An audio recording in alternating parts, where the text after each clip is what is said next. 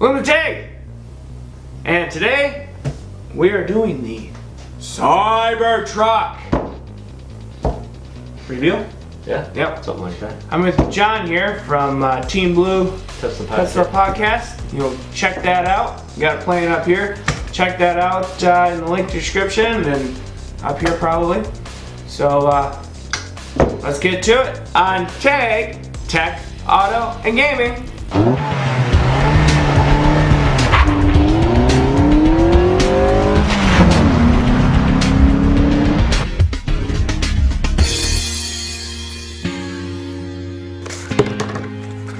Pretty wash. Look at Derry too. Whoa! Tag, you're it. So we've already seen it. Yep. Spoiler alert. Yeah, but I was pretty shocked. Like, honestly, they drew it up. I don't know, it was like a mix of like horror and awe, I guess. It looks like a DeLorean jacked up, I think. Like a DeLorean on steroids. Yes. Kind of. The only thing it's missing is the doors. gull-wing doors. Yeah. And then you'd be like, this is a DeLorean that you just... A DeLorean truck. Which actually I think would make it cooler. Yeah, well, except the fact like the lights are cooler. Like, I mean, they're, you know, they are like that with that straight light beam like right across the front. That was on the DeLorean. They're really taking the designs and basically letting aerodynamics drive a lot more of the design than has ever really been done. Like aerodynamics. Is that what it was all about? Is that why it looked all? Well, I mean, the best aerodynamic shape is like a teardrop. Because that's why water forms like that water This drop. is more like edged and spacecraft looking. But I mean, you can't make a teardrop car because, I mean, that'd look even more ridiculous than your little polygon. But isn't that kind of what Tesla's cars pretty much look like? Is a cough drop car? Cough drop. Cough drop. That's why I call all the cars out there nowadays are cough drop cars. They're very streamlined. And yeah, like they kind of are. Well, what's the cyberpunk type stuff? It was interesting. The CyberGrill, they have the CyberGrill come up, which hasn't come up yet here. But we just watched the laser light show. It definitely looks crazy. Yeah, you could say that. The thing like with the looks, though, I mean, if you're gonna look at this truck, if you look at just the specs alone, it's insane. Like anybody, if you just get rid of. Like, just don't look at it and just look at the specs. Yes, the specs. It's the adaptive height control of the suspension, the 500-mile range is ridiculous. And the price to the 70,000, or pretty much 70, 69. For 70,000, you have a truck that can seat 6 people, carry 14,000 pounds. He didn't really mention it. I didn't actually catch it in the video. It's 6 people. 6 people. That, including the driver, but still 6 people. 6 people. That's he wasn't lying. It can tow 14,000 pounds. 14. I saw 69 at first and then 7.5 at the end. Well, you're looking at the different trim levels. So like the 3 motor, like top trim level, I think is 14,000 pounds. 14,000, huh? He'll post something up here or somewhere. If I'm wrong, he'll fix it. Well, but I'm probably right. I don't know, maybe. We'll look it up. Yes. So but yeah, those stats are insane. And as far as like the aesthetics go, like aesthetics change over time. I want to know what the inside looks like. You didn't see the inside? No, it cut off right at the end. It was like. And you didn't watch anything after that? Actually, I was watching you know, at work, I kind of took a couple of breaks, like over lunch stuff. Oh, did you look at like ride along? Yeah, all like the YouTube channels, the CyberGirl. So tell us that. What does the inside look like? It looks like an even more Spartan Model 3.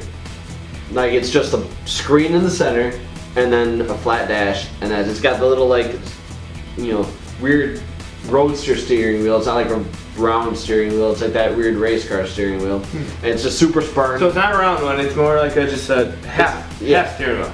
Yeah, it's like cut out the bottom, cut out the bottom. Yeah, and then it goes around, and so I would hate steering wheel like that. I do the suicide turn a lot. Where I think they're trying to get rid of the steering wheel. Yeah, like that's his main goal. Let's get rid of it because autopilot's coming. Yeah, but I mean, people are still gonna want to drive. Even with full self-driving, there's gonna be times I'm gonna be like, nah, I just want to take the drive a little bit. Right. But that's probably gonna be dying in 30 years. Something like that. It was actually really short video. I like that. Yeah. Like, It started on time almost. Huh? It almost started on time. It did.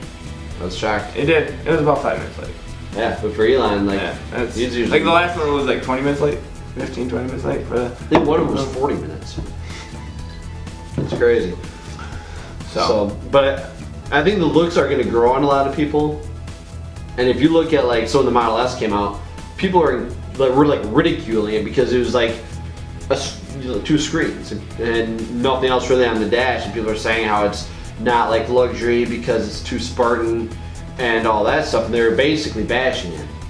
Model 3 came out, and obviously it's even more Spartan, and they're like, oh, that's not a luxury car because you want the knobs and the flashing and all that crap. And now, look at the Mach-E. It's like... The what? The Model E?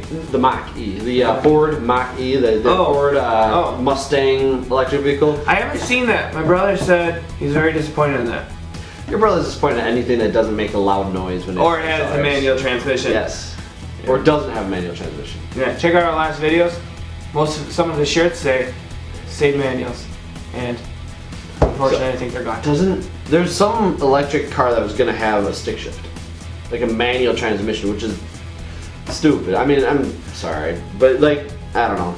It doesn't make any sense, but I can see how they want to give people feel of control, because the manual does give you a feel of control, just like when you put in the let's put it in manual mode in an automatic transmission. It gives you a feel of control. It really doesn't make a big difference like that Honda Tucson video. Check that out. Shane showed you that, and we showed you that's exact same freaking takeoff speed as if you just let the car do it itself. Yeah, but things like, so the whole, being able to do manual or automatic, so you want to do manual because you have more control, that falls flat on its face with electric cars. It's not the case. True. Because the reason you have more control is because you can decide when you shift. In an electric car, you don't shift. True. If you want to go faster, you push your foot down. True. If you want to go slower, you put your foot up. There's no downshifting, there's none of that. So you have full control just with your foot. You don't have to flip a paddle or anything like that crap. Hey! Revealed the Tesla blue lights. A bunch of guys just got out. So I'm counting 1, 2, 3, 1, 2, 6. 6. Yeah, there's 6. I bet you that little short chick. Yeah, there it is. Short chick. So I actually got a theory on the whole broken glass thing, by the way. I'm pretty sure I know why it broke. So I mean, I know this before this part of the video. Well, should we wait until we get to that section? We could. The headlights. I like the headlights. Yeah, replacing them though isn't gonna be that bad. Like the reason you gotta replace most car headlights is because obviously they stop working, they die. But they die because they get hot because they're on their LEDs, so they run cooler. Yeah, so those are LEDs and they last a lot longer. So yes, replacing is gonna be a pain in the ass, but like. Well, how would you think you replace something like that? Do you think you have to like pull the whole front end off? You'd have to pull some parts off. Do you think it's all connected together, or do you think it's just like, nope, you just replace this one LED? I'm sure like you probably have to pull the front bumper off and then like take some off. I'm sure it's going to be like an involved process, but like, I've recently replaced a couple of lights, in my duplex, and you buy fixtures that are the light. Like there's no bulb replaced. So when you replace it, you replace the entire fixture. You just take the whole thing and you're down to the box and wires. Like it's no longer you unscrew a bulb and you have the same fixture. Yeah, I know what you're talking about. So this, I'm sure, is the same thing. They so don't you have to replace the whole unit. Yeah, but the unit probably isn't. And then they'll probably take that unit, recycle it, and solder a new LED. Well, I'm sure you don't got to solder. They probably have a connection. But well, that's what I was wondering, because that would make most sense if they have a connection on it. Yeah, well, I mean, I'm sure they have a connection. You have a connection on everything on cars. True. Even in a house you have a connection. Granted, it's a wire, nut, and wire, but you don't have to solder anything or anything like that. But yeah, the lights on like the Model 3, for example, are the brightest lights I've ever had in a car. Like even the low beams are more illuminating than some cars I had the high beams. You turn the high beams on, you can see everything. Yeah, I have actually replaced all my car LEDs, or all my cars, for the new car I got. I put LEDs in there. Yeah. A, they last longer, and B, they're bright as hell. And you get flashed at when you're driving down the road. Have you ever got flashed with a Tesla? No, but I flashed people because I thought that the lights on really do. They're just going to the bumps and stuff. Oh, okay. So this is one part I love, is the sledgehammer. Sledgehammer. Yeah, at first I thought this was the Tesla door. Oh, really? Yes, I thought this was the Tesla door. Oh my God, it's denting. What are we impressed about? And then I realized, no, that's not the Tesla door. Because it looks similar to the door that he has on there. So, and the thing that blows my mind with this is like most, like those doors have like a skin over kind of reinforcement. So the skin's denting pretty badly. But the thing is like this, so the Tesla door is the load bearing, or like the skin is load bearing. Yeah, there is no real frame to it. Yeah, so I mean, the whole thing is like that bug, like a bug, which is the exoskeleton. Yep. That's what it is. It's an exoskeleton frame. So he's hitting as hard as he can with that sledgehammer, and you don't even see a scratch. But it's stainless steel though. That's pretty fucking strong. In stainless steel, I have dented stainless steel like that. Like I have a. Well, then I don't know what they did to it, because. Well, what that is, that's like 30 times cold rolled, like super strong. I mean, there's. Now, how the hell did they make this car for the low end 40 and high end 70? That's not including SpaceX. Like, oh, that's true. the materials engineers that they have at SpaceX, like this was designed for. So they figured it out how to do it cheap. That's right. Because if you read his book, he. I forgot exactly what the story was, but he had a conversation with one of his employees and says, "We need to make this part for cheaper than this price. I don't care how you do it. Needs to be done. And if you can't do it, doesn't matter. You're fired." Yeah, pretty much. Well, wasn't it the one of his engineers said, "Well, you can't. That's just possible." Yes, that was like, it. Yeah. You know, not only am I the CEO of like 2 or 3 companies, but I'm also going to do this. And then when I do it, I can bring it to you and fire you. Yes, that's the story. Yes. And then he pretty much said, yes, he did do it, and then he did fire him. Yeah. Yeah. Okay. It's a long book, and a lot of information taken in that book. It's a good book though. It's very interesting. What is it? Elon Musk, Tesla, SpaceX, and the Quest for a Fantastic Future, or something like that. Something like that. Yeah. You can put a link into it in the video, can't you? Yeah. In the description. Yeah. So good book. Yeah. Or on Audible. We don't. That's how we aren't promoting Audible because I don't get anything from it, but Audible, that's how I listen to it. And that's how I did too, actually. There you go. So, yeah, but shooting that stuff with bullets, that's insane. And it doesn't puncture. See, I didn't understand that the image on the left is shooting. The image on the left is shooting it with a bullet. That car with a bullet, right? Yeah. And the image on the right is the image of just regular steel being shot with a bullet. Well, the bullet just goes right through. That's why you just see holes. Well, what's going on with it? Is it like, I didn't understand the image on the left. What's it like? Is it like, because they kept repeating it. Is it just well, like? The bullet hits and then just fragments apart and shatters. It doesn't go through. But it does make a dent. Well, it makes a dent. Yeah. Okay. All right. So yeah, a 9mm bullet fired at the truck will make a dent, but a sledgehammer will not. I believe we're getting into the glass part here, though.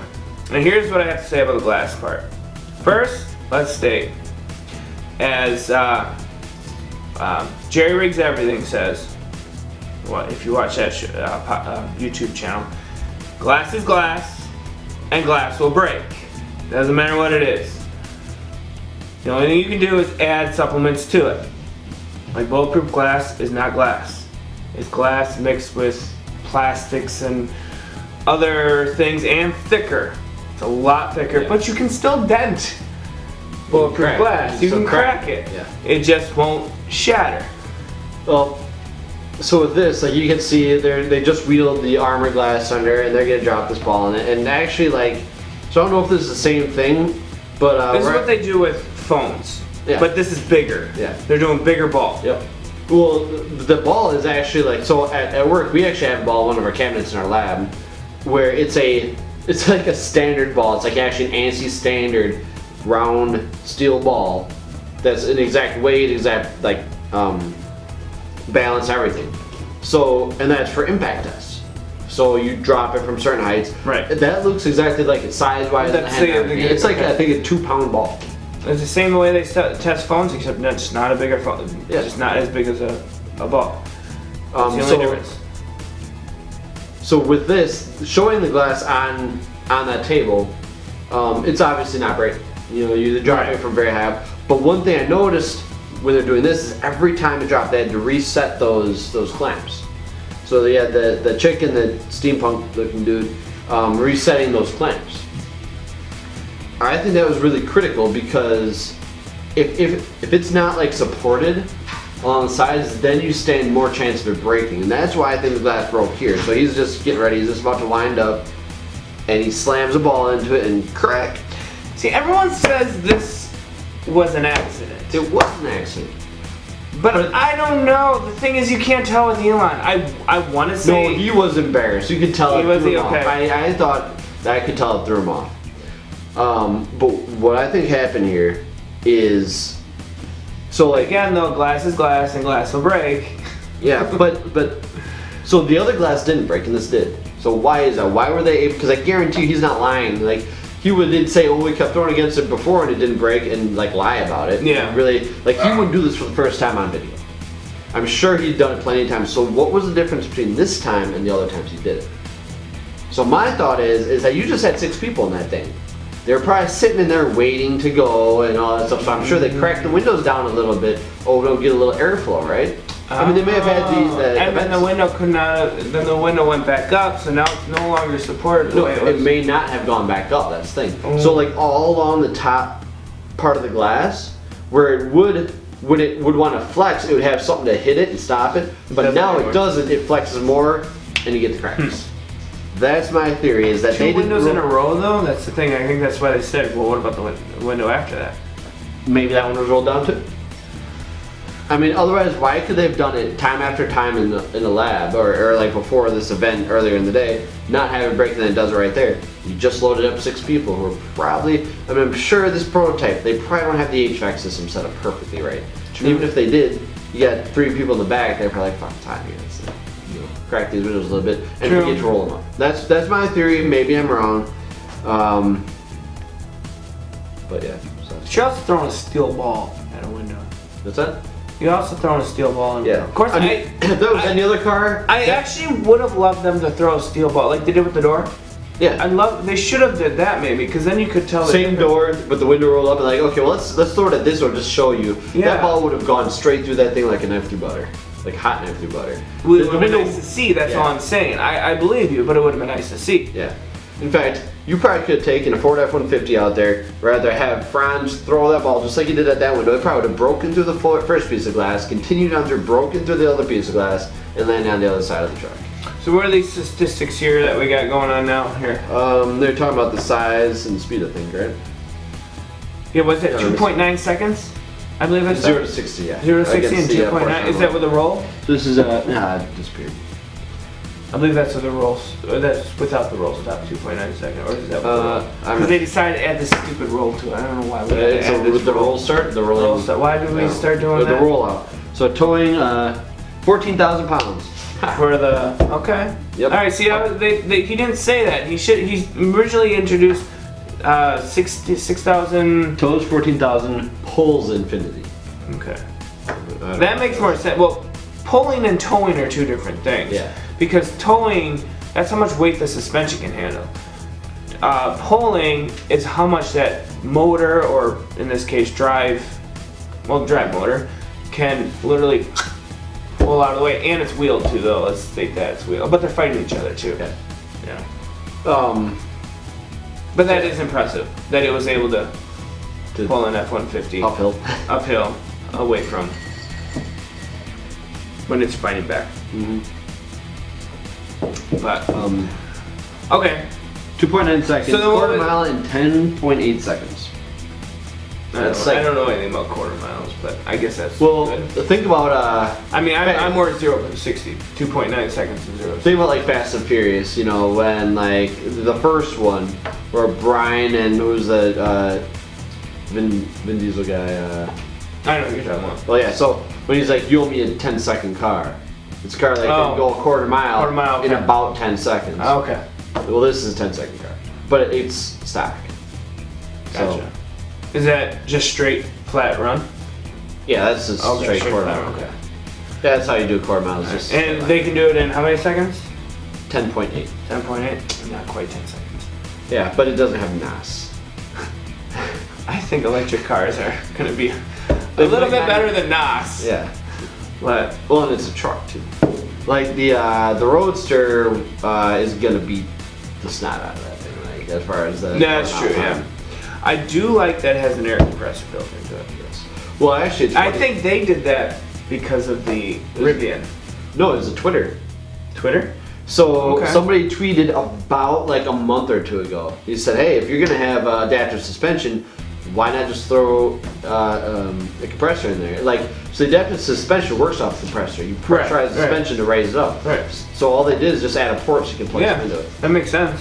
But I mean, if you're so, the thing I would get is, I mean, I don't know anything about adaptive suspensions, but if you're using your air power tools, a tool that's using a lot of air, like a significant amount of air, for whatever, would your trucks, if the compressor couldn't quite keep up with it, would your truck slowly lower? I think the air compressor would kick in. Well, yeah. But how powerful is the air compressor? Well, That's the thing. and my guess is it isolate the bladders. If it got up to the height, then isolate them, won't let it drain out. But True. yeah, the capacity of the air compressor would be interesting to see. Oh, $39,900 starts. I'm shocked by that price, actually. $39,900. I think that price is dependent on battery prices continuing to come down, but with the purchase of Maxwell and their building of cell production plants now no longer relying on Panasonic, and some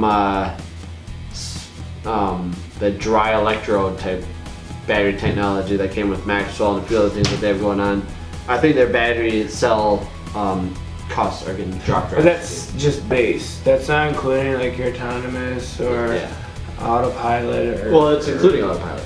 Is it? Yes. Really? Autopilot is included in all Tesla cars now. You can't even get a car without autopilot anymore. Autopilot, it's the lane assist, traffic aware cruise control. Like, so I mean, it'll keep you in your lane. You don't have to have your hands on But the wheel. will it adjust? Yeah. It'll adjust. Yep. But it will not change lanes and stuff. I don't think that's the one thing. I don't know if like you can turn on your blinker and have it change lanes, No, but I it don't think won't you do it automatically. I think they ripped that from that and changing lanes. You have to have full self-driving to get to where it will like change lanes for you to follow your route, or change lanes to get around slower drivers. But I think just autopilot may change lanes if you just turn on the blinker.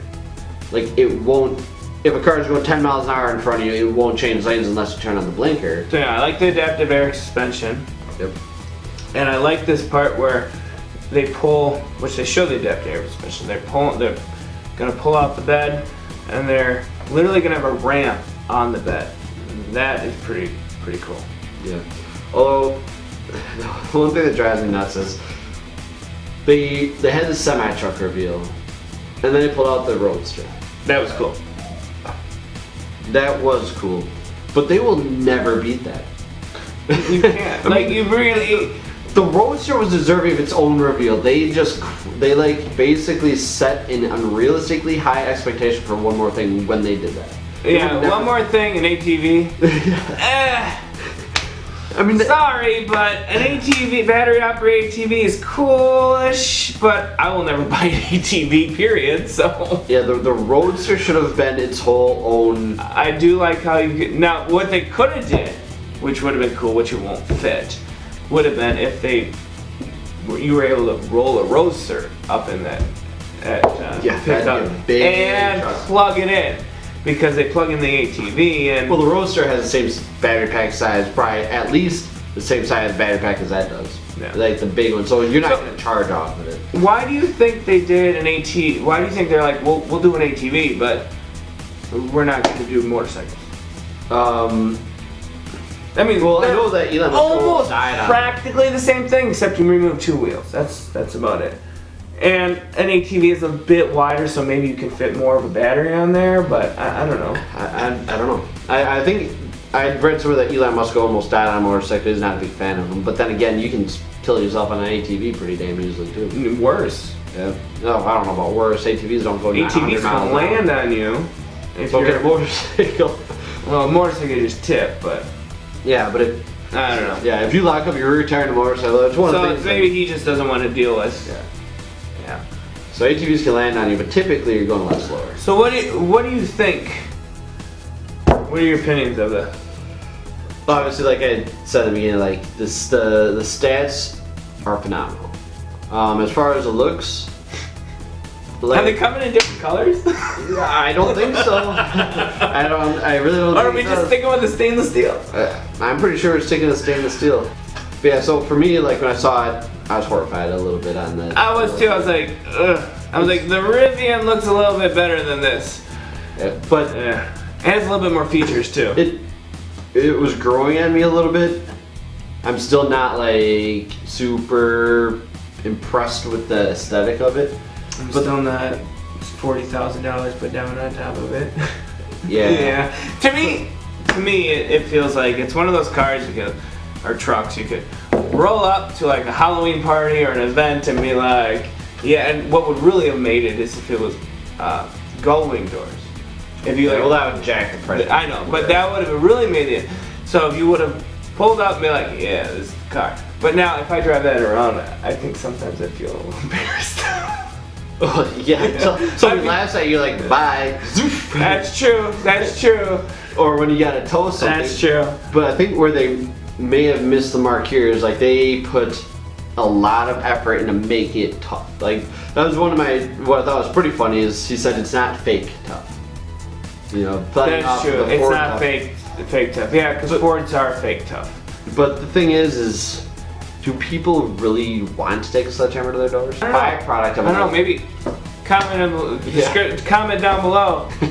Let us know. Do you like to take that truck and frickin' beat it to hell, and then come back up, give it a little wash, and be like, no dings? But part of that, I think, might actually be a side effect. I think being able to hit it with the sledgehammer might be a side effect because Tesla's never constrained themselves by modern convention. So what he said in the beginning is that if the frame is, or the skin is the frame. Yeah. To do that, the skin needs to be incredibly strong. Right. And I think that's a big part of how cheap it is. And well, that's also probably why it looks like it looks. Imagine with this, look at this body, what I think they can actually do is they can take they forge a flat piece of stainless steel, they laser cut out the shape, and they bend it, and you have, from one sheet of stainless steel, the structural frame of your truck. The skin is the support structure. But then again, like, so if you do that, it cuts out a ton of man hours from the assembly of the frame. When you crash it, the safety ratings are based on crumple zones. So you smack that thing, you know, if somebody crashes into you on the side, you get T-bone in that truck, you're gonna be just fine. That's true. I mean, outside of the concussion you get from smacking your head, that doesn't break the glass probably, because that glass is probably stronger than your head. But if you hit somebody in the front, is that gonna crumple? You hit a steel, a big pole. Granted, that truck's probably heavy enough to just take the pole out of the ground and send it flying, but you're not gonna have a crumple zone. So that would make me a little. I don't know how the crash testing is gonna go with that. It's one of those vehicles that grows on you. It's not one of those vehicles that's like, gotta have that. That's amazing. Like the Model 3, everyone's gotta have that. Actually, not when it was first revealed. Really? To be honest. So it was first revealed. I think the outer aesthetic was much more accepted than on the truck. You know, the outside look of it wasn't nearly as polarizing. There was a part that was polarizing about the Model 3. That was the interior. So that like Spartan interior pissed a lot of people off. So even in the age where they'd accepted the Model S, which was the flat screens, which in 2012 was kind of panned by like a lot of automotive guys, like, you know, are you serious? It's so dull or whatever, and touchscreens had never been done before. But now obviously the Mach-E basically copied that. Well, I think the Tesla trucks is teeter-tottering. I don't know. Love, hate. It's very, specs good. Shape's ugly. It's gotten people talking. No news is bad. Tesla, Elon Musk was not lying when he said this is not a truck for everyone. Yes. He literally stated this is going to be the weirdest truck you've ever seen. Yep. And he was absolutely correct. So, I don't know. Let us know what you think. And this is Tag. I'm Tristan. This is John. You can check his podcast out in the link description below. Team Blue Tesla Podcast. And Tag, you're it. What are you doing? I'm gonna record. Why are you recording? It's recording. Huh? It's recording. Move your drink.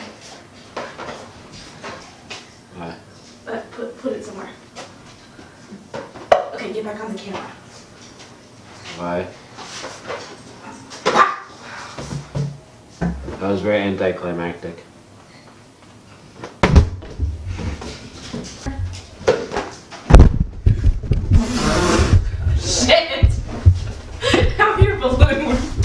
after epic fail. Why is